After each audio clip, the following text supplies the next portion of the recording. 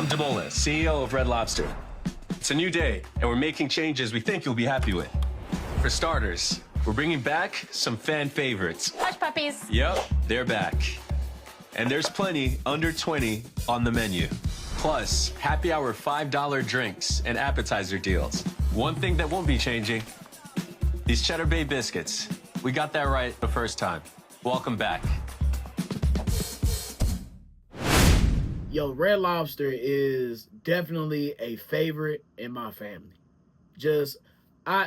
My brother's graduation dinner was at Red Lobster. I took my nephew to Red Lobster a couple times for his birthday. We done had countless celebrations at Red Lobster. Them biscuits, man, they just keep calling, dog. It's got me, man. I don't got no control over it, man. I try to kick, man. That shit just be calling me, man. Be calling me, man. Without a shadow of a doubt, though, the best restaurant bread in the history of mankind is nothing close. It's nothing in the league of Red Lobster biscuits. Just, you can talk to me till you blue in the face. I don't care what you throw at me. Cheesecake Factory bread, no. Longhorn bread, no. What's the Italian place? Olive Garden. I don't even eat there, but I'm not trying those breadsticks. You can have them, okay, and take them with you. No, nothing compares, dog. Go Chicken Go rolls don't compare. I'm sorry, I love Go Chicken Go. The bread is fire. I love them. Just imagine Go Chicken Go sold like Red Lobster biscuits with they chicken. Oh God. Lord, anyway, have mercy. Look, man, Popeye's biscuits don't compare. Church's, KFC, they don't compare, bro. The Red Lobster biscuits, the best in history. So yes, I say all that to say Red Lobster is definitely a favorite of mine and my family's. So it was kind of sad a few years ago when Red Lobster was really on like a decline. Like seriously, like the food just wasn't the same.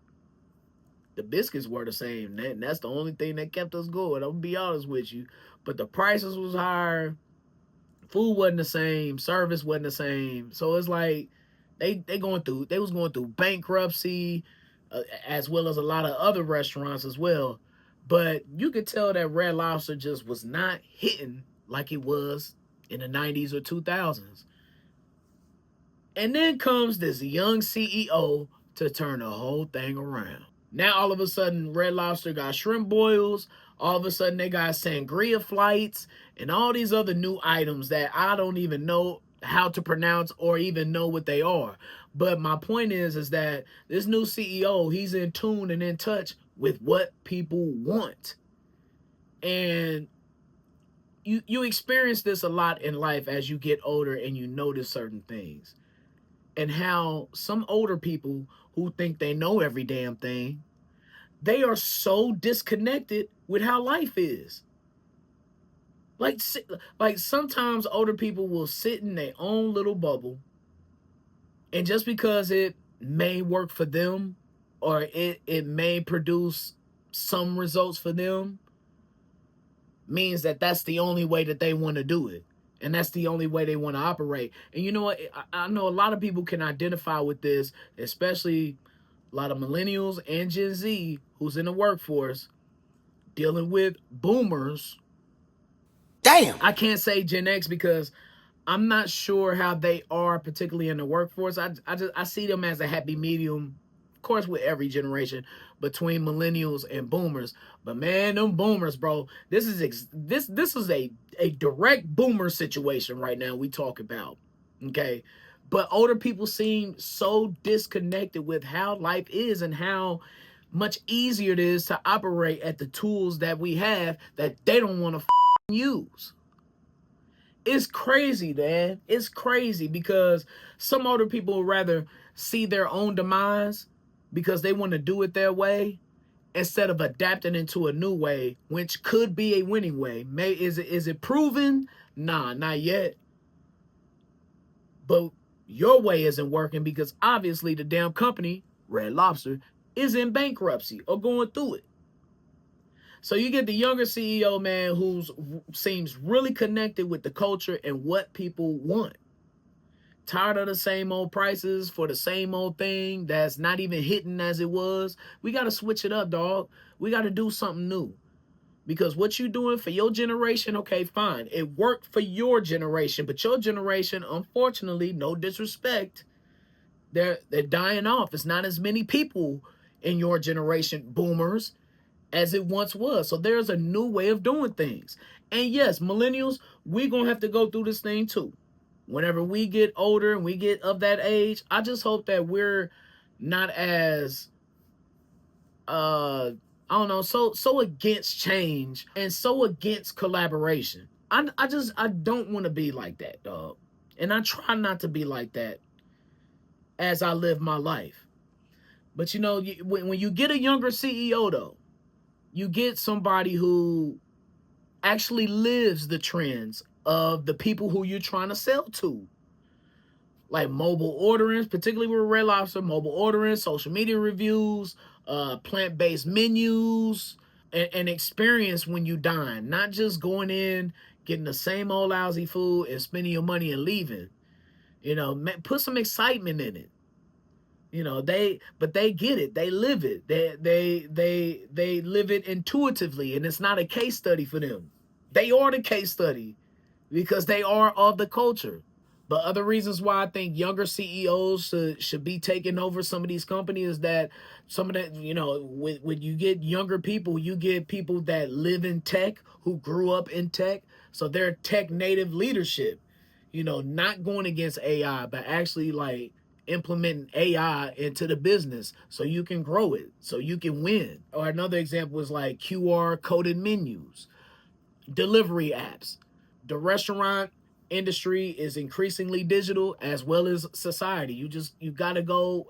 I know some stores and some places that still don't accept digital payment. That's stupid. Use your common sense. In 2025. Check, cash, you know, money order, stuff like that. It's still a lot of businesses that operate like that. And it's like, bro, like who we trying to sell to? Because the people who have the money now, they're used to just tapping and pay or sending you a Cash App link or something. Come on. What we talking about, man? Look, you got to adapt to how your consumers are. And younger CEOs just tend to have a better response to a change in society. You know. But it just another thing with older folks, and I'm about to wrap this up because I could go on and on with this. But it's like boomers, particularly them, it's like they want younger people to suffer. Like, oh, you hear these stories, oh, I had to do all of this and I had to do all of this when I was your age and I had to do, and y'all don't do this and y'all don't, oh, my bad for being raised in a society where technology has advanced from when you first got in. But now you want me to suffer and do the same things that you're doing, even though what I'm doing is getting the same, if not better results than what you're doing. But you don't think I'm putting in the work that you're putting in, though. But really I am, just in a different way. But it's like, because y'all had to suffer a certain way and y'all had to do things a certain way, that doesn't mean that people younger than you have to follow that same path and do it exactly how you did it, because how I learn isn't exactly how you learn. And it's like, just older people are just so stuck on just one way and their way of implementing things and doing things, when everybody isn't built like you. Everybody wasn't coming up in your day. And I just think that people dismiss that and just don't even consider it at all. And that's why you have many legacy restaurants and brands like Red Lobster either in bankruptcy or on the brink of bankruptcy. How many of these restaurants are going to close? We done seen a number of them.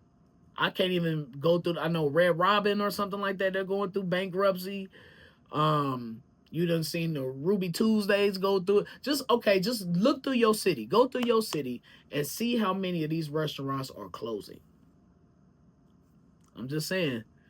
Red Lobster did the right thing by hiring a younger CEO. And hell, this is probably going to be a trendsetter. I could see many, many, many more, specifically restaurants hiring younger CEOs to try and refresh the brand or getting their ass out of bankruptcy, monopoly style.